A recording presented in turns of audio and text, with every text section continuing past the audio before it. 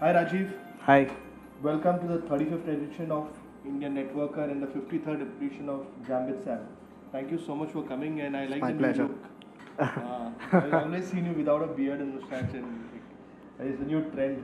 Okay, so let's start. This is the first time it's on camera, so So we're, something unique. so we'll be trending today, no? So let's start with education and life in Mumbai. You've been a Mumbaiite only. Yeah, born and brought up here. Yeah. So tell us something about that. Yeah, I also call it Bombay, just from the last talk. Firstly, I think this is a very hard act to follow. I've been part of the rat race for too long, and after looking at what Elsa does, I feel very small. So, I'm sorry if my talk is all about working very hard and making a lot of money for myself, right? But jokes apart, I am. Someone who's born in South Bombay, born and brought up in Colaba, who did not see beyond Churchgate till his college life. So that was my world, and I'm a true blue South Bombay who would look down upon these people from burbs, as we call it, right? And I did my schooling in Colaba, did my college from Jai Hind College. Okay. So I'm also someone who used to look down at HR College, right? And how they have half a building and no campus to talk of, right? Nobody from HR college here, I hope, right? Don't beat me up later. Oh, yeah, okay. Apologies in advance. Your college is great, right? But so I did my graduation in Bachelor's of Management Studies from Jai Hind College, and post that I, straight away, started my first company, which was a disaster, right? Tell us something about it. Oh, okay. So what happened is, I think, part of being from South Bombay is arrogance is your second nature, right? So I thought no end of myself when I was in college itself. I was a marketing head for one of the festivals, and I thought, I was smart, basically. In my head, I was smart. And then when the college placements happened, I took the highest paying job because I thought didn't deserve anything less. Well, all those dreams came crashing down because that first job didn't really go too well, and I was pretty much assisting someone without a computer for 21 days, and I felt very small, to be very honest. And obviously, it was a great reality check, but as they say, arrogance dies hard, and so does ignorance. So I thought, let me just quit this job. This job is not going to cut ice for me, and I'm going to. Which company was that? I can't tell you now, right? And I don't think it was their fault. I was just too impatient and too self-loathing to realize that the world works in a different manner. And I think ignorance was one of the cornerstone of why I became an entrepreneur. If I knew at that point in time it's going to be this hard, I probably would never start, right? But I did, and I quit that job in 21 days, and I sat at home reading. Everything from Think and Grow Rich by Napoleon Hill to The Monk Who Sold His Ferrari by Robin Sharma, right? And I figured that one of the things that my pain point was as a fresher who was fairly promising, I couldn't get the right job that I was looking out for. So I thought to myself that time that if I, Rajiv Dhingra the Great, couldn't get a job, then what about the other lesser mortals? And that sort of got me to start this job site for freshers, which I put a lot of effort behind. Over 1.5 years, we had some 40,000 resumes, some 1,000 plus job posting. I earned as much money as I would have done in that first job, right? But it bombed. It didn't really take off. I was a one-person team, and I think this was in 2005. By 2006 June, I knew it wasn't working. About 1.5 years down the line, right? So that's my first company as a 20-year-old, and it was a private limited that I registered, which my dad kept telling me was a mistake, but I still did it. Right. Okay. So then tell us about. So that was the only entrepreneur. The second, which is real So success actually, story. they were connected. I kept solving my problems. Okay. So what I realized is, as an entrepreneur, by the way, I tried twice to raise funding for jobs for freshers, and I came close as well. It's just that in both those cases, they wanted a majority stake, and I didn't take it up. Thank God I didn't. But I just realized that I lacked credibility because I was just a 21-year-old and nobody knew me. So that's when I started writing this blog called What Blog, and I started blogging because I thought people would know. it would get my knowledge of digital out there. One thing led to another. By 2006 year end, people started calling me for consulting them on blogs, on social media, and so on and so forth. And by January 2007, I had a client paying me. Well, it didn't happen exactly like that, but I had a client whom I pitched to, and that was my first client. It was just a laptop, me, and a idea that I sold to a client, and I strong-armed them to give me an advance of 4 lakhs, and guess what? What Consult was born. Wow, fantastic. Yeah. This was at age of 21. Yeah. fantastic. As I said, confidence and ignorance. I possibly, so after that day, I've never got an advance. So that just tells you that I was, and for me, I had 3,000 rupees in my account because I'd spent all the money on jobs for freshers, trying to get those resumes. So whatever I earned, I used to invest back. And I think I had the audacity to go back to this particular client, telling him that, you like my idea. And because he sent across a mail saying, what you're charging me is more than US consultants on this project. I said, if US consultants would come up with this idea, you would be paying them already, right? The reason you're talking to me is because no US consultant has given you this idea, so you might as well pay me. Well, they didn't agree to that rate, but 20% less wasn't that bad. Yeah, so that's that. Okay. So then your journey with what over the years? Yeah, so we started out as What Consult. It was, so you know what, time and money don't stay, right? And so 4 lakhs, which seemed a lot at that point in time for a 21-year-old, within 6 months I was broke again, right? Because I hired 4 people and we thought we'll really hit it out of the park. It didn't happen. 2007 was a decent year compared to 2008, but 2007 was still very early days. Facebook was still private. It was awkward. Social media was not on the radar of large brands. Nobody would entertain some 21-year-old coming and selling to them. No matter how aggressive, how many events I would attend, it would be struggle. My second client came after 4.5 months, and I still remember it was the September of 2007 when I had to pay September 20th odd. Okay, I know I have to pay September salaries to 4-5 people, and I didn't have that money. Luckily, someone called me, and because of sort of some web project that I had to develop for them, I got a very small advance, not as 4 lakhs, but a small advance that allowed me to pay that month's salary, and we were through, right? And we grew very fast till 2008 October, when the Lehman Brothers issue happened, and we had a lot of clients who were other agencies as well as direct clients, right? And Lehman Brothers pretty much put all the payments to a standstill. So here I was in October with 15 people and no salaries to pay them because I had not had any background in finance. I didn't know what a cash flow cycle was. And in general, I was taking on projects that were short-term, not looking at long-term projects, and burning cash flow into salaries and into other stuff, right? So basically, I messed up the finance as badly as someone could.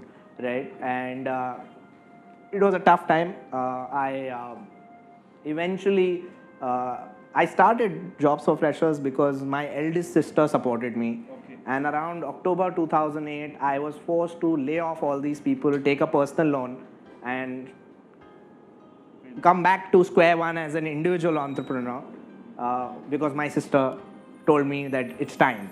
You've kept people without a salary for 2.5 months. Third month, you cannot do it any longer, right? So that was a tough time. I remember that in October 2008, right? And that was a great learning experience. I think I have never been that angry in my life till date when I had to take this decision, and I'm hoping I'll never be that angry again.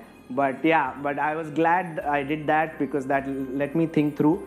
I ended up doing events between October to January to actually start a cash flow happening.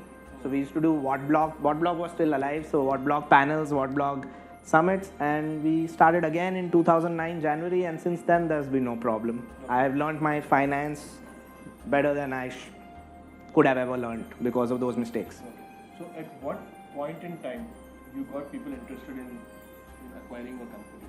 Oh, so that was much later. So 2009, we started out as 4 people. By 2010, we were 15, 20. By 2011, January, we were about 50 people. There was no interest by anybody from an acquisition standpoint. I think around 2011, I was approached by a Spanish agency. I don't remember the name right now, who offered to acquire us, and that's when it really struck me that this business is growing. And one thing led to another. We got an investment banker on board, and from 2013 onwards, we negotiated a deal with Dentsu Aegis Network, which concluded in January 2015. And by any stretch of the imagination, it's one of the bigger deals in the digital agency space. And I sold majority stake to Dentsu Aegis in 2015 January. So that was a learning experience as well, because from 2013 to 2015, I was with lawyers. I understood how large companies do their finances, and in general, how mergers and acquisitions are negotiated. It was a great experience. Okay. Yeah. So this you sold for 200 or 300 crores only? Well, Because I'm the not. market, I've got, like I was searching which is the correct figure over there. I'm not allowed to, as per my contract, I'm not allowed to disclose a number, but it's in multiples of crores. Because this is one of the big deals. Because after I think couple of deals happened, there was one digit removed from that.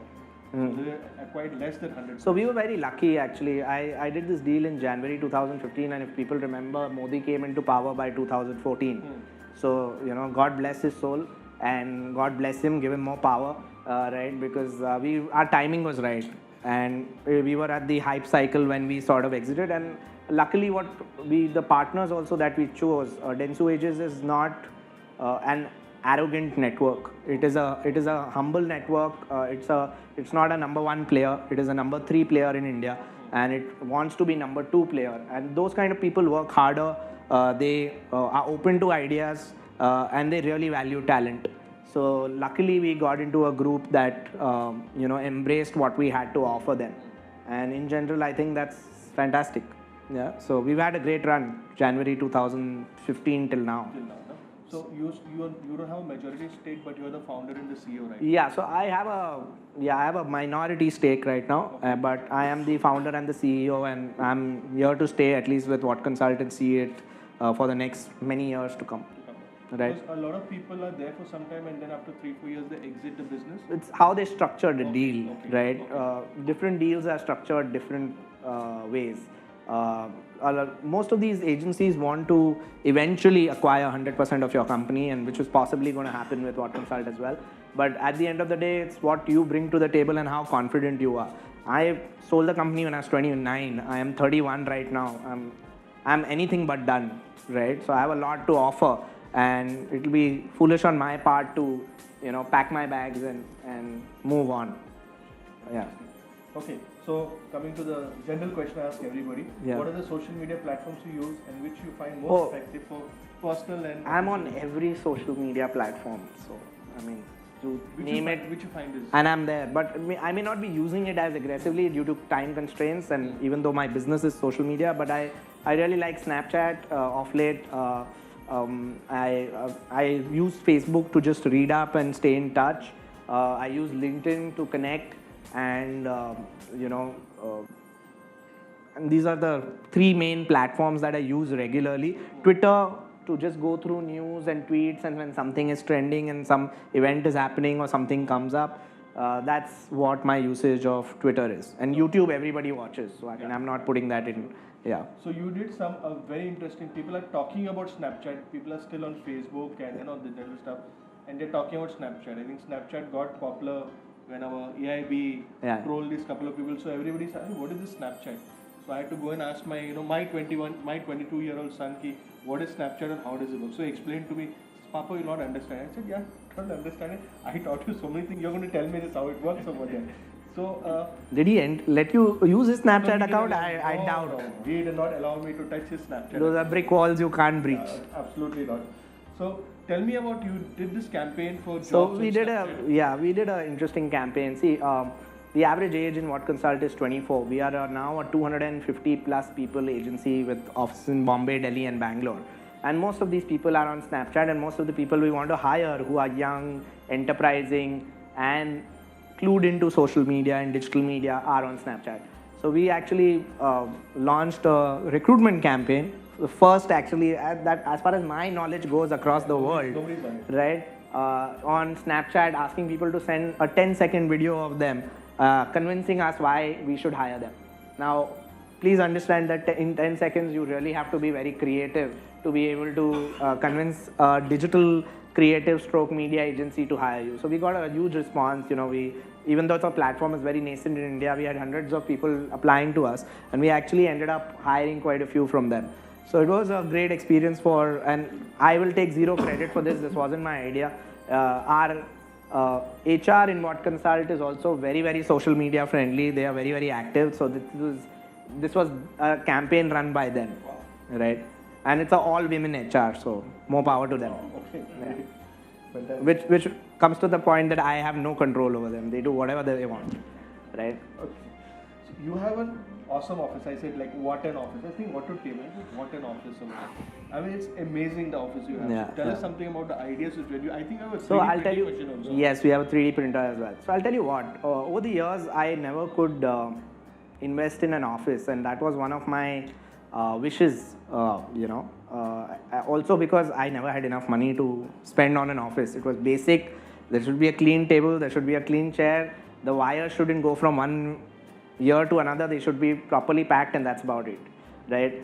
So when we got into this acquisition, post that, I think one of the wishes that I wanted to complete is create an office that everybody should love working in and should be really proud of. It should not just be functional. It should actually look like a creative office. So that's when along with everybody, came up with a theme for the office.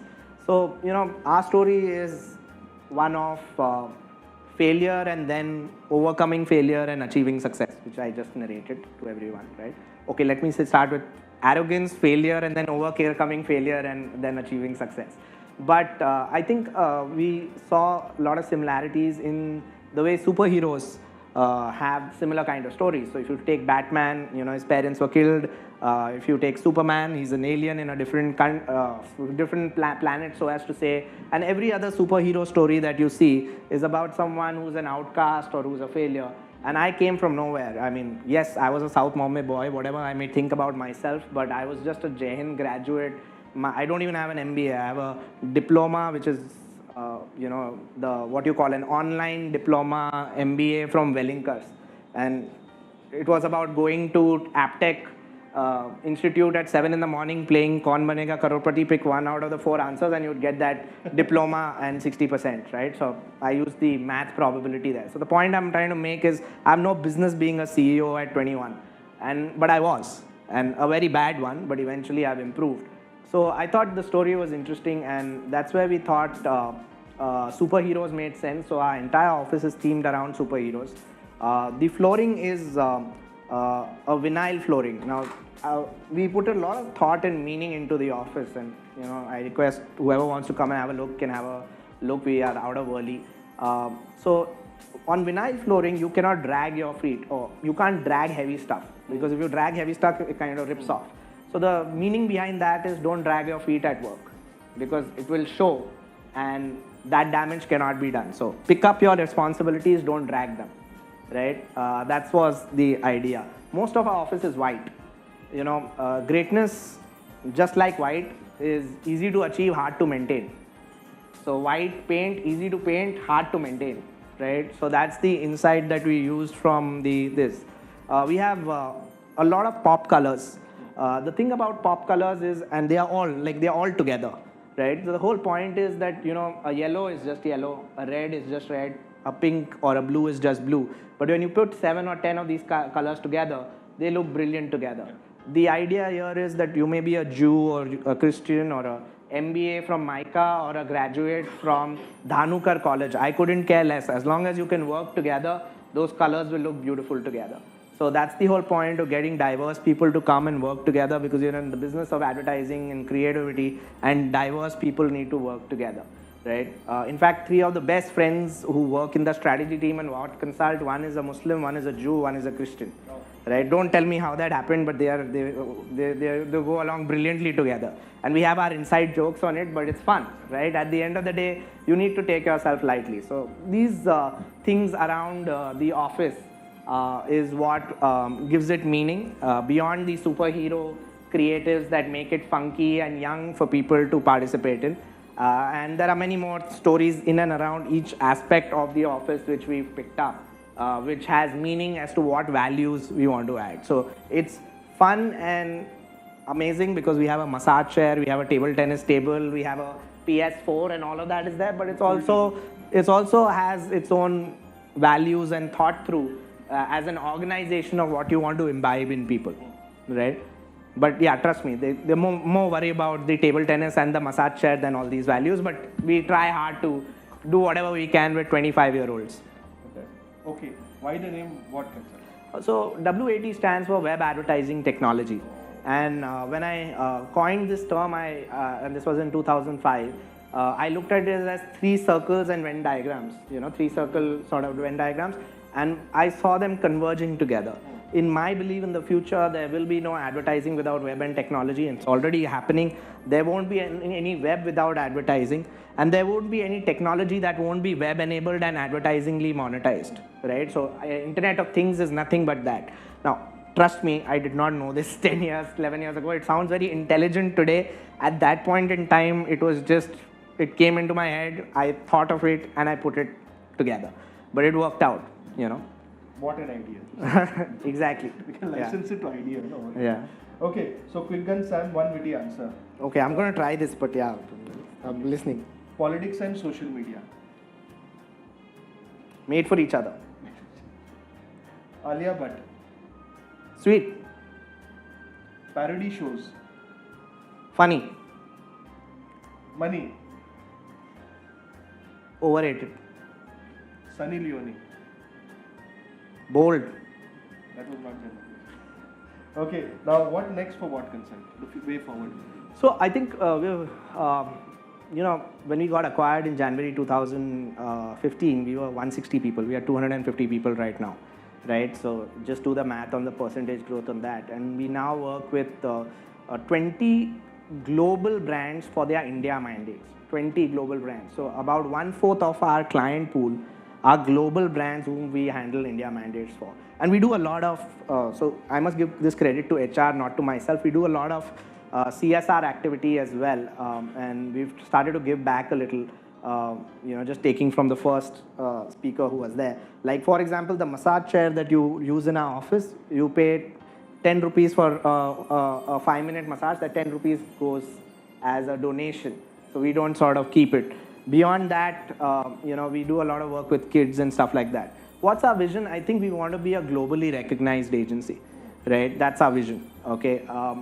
When I say globally recognized, there are events that recognize agencies like ours, like Cannes, FEs, Spikes Asia.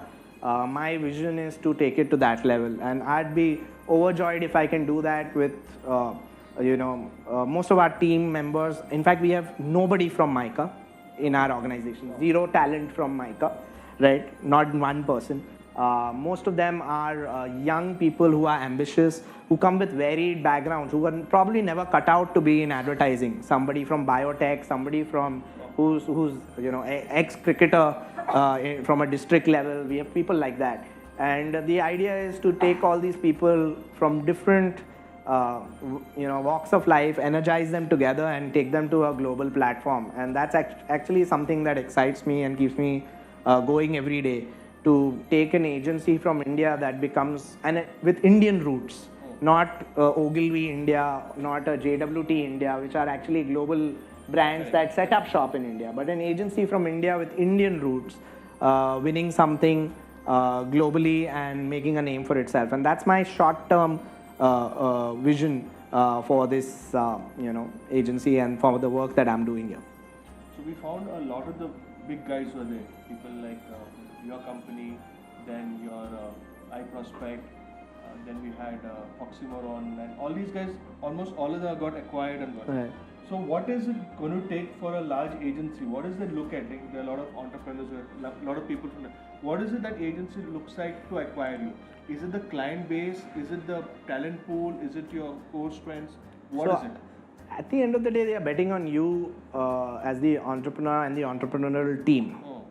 So that's very important to them. But it's not as important as your financials. Most acquisition, if somebody is giving you money, is giving you for return in value. And it can't be promised value. Well, some of it is, but a lot of it should be proven value as well. And your financials play a big role in making a deal go or no go, no matter how passionate and ambitious you might be, which also should remind you of how little you matter to large organizations, when they are acquiring you. When I say how little, you do matter from a promised value perspective, but from a proven value perspective, they do look at financials. So I think from an entrepreneur's perspective, it is equally important to be frugal and how would I say, ears to the ground, eye on the ball, rather than being frivolous and flamboyant. So you think because you're the founder and CEO. Sometimes there are partners over there.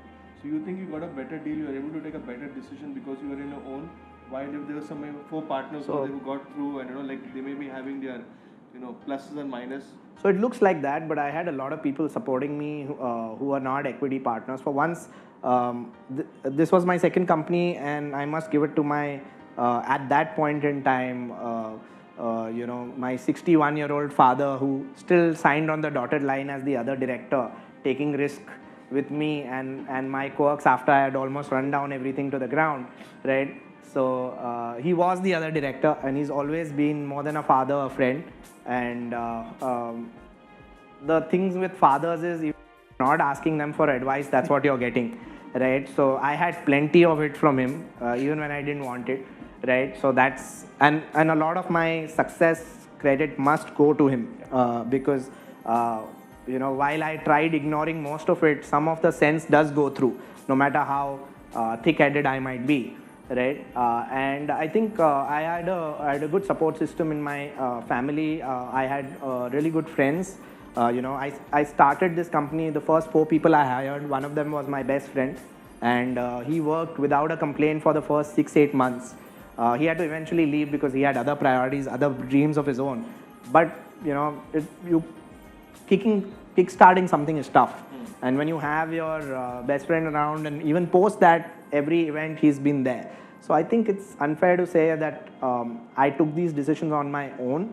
Yes, ultimately the decision was my own. So there was no corporate tussle, as you would call it, on decision making, right? And my father is not one to try and strong arm me. He's one to give his advice very strongly and then let me make the mistake and then remind me that for the rest of my life. But the point I'm trying to make is that this kind of environment helped me to keep my feet on the ground, head on my shoulders, not fly off the handle, because there were a lot of people telling me how I can be wrong tomorrow and it'll all go away. And even today, I think they continue to do that. And I think that's very important for any entrepreneur, to surround himself with good people. I must also name my brother-like chartered accountant with whom it's been 10 years. I mean, if you can't have, well, I wouldn't say that much about lawyers, but if you can't have a chartered accountant you can trust, or a finance guy in your organization you can trust, you pretty much, or if you are not that chartered accountant that you can trust, then you are pretty much not going to succeed. And it may not be a CA, it may be a finance guy with a fun for numbers, but somebody who keeps telling you that you are going to be hitting, you're going to sink. Somebody who keeps waving that red flag to you and whom you keep fighting to move ahead. But still respect, huh? Because the guys who know their numbers know business. So the close, Rajiv has been another person instrumental getting into social media, because at his young age he taught me social media. He had his course which was done by IAMIA. So I learned a lot of social media right from Facebook, how to do it properly and strategically. So I always remember him, and he's. And I told you this on chat as well when he said this. I said, you don't teach anyone anything. We all learn what we want to learn, right? I mean, no matter how many intelligent people I keep in front of you, you could be sitting here and be in Switzerland for all I care. You learn what you want to learn. Nobody can teach anyone anything, and that's my learning in life. So, I mean, nobody is a teacher. We are all students at the end of the day. Absolutely. Thank you, Rajiv, so much. Thank you. Pleasure's been mine. Thanks.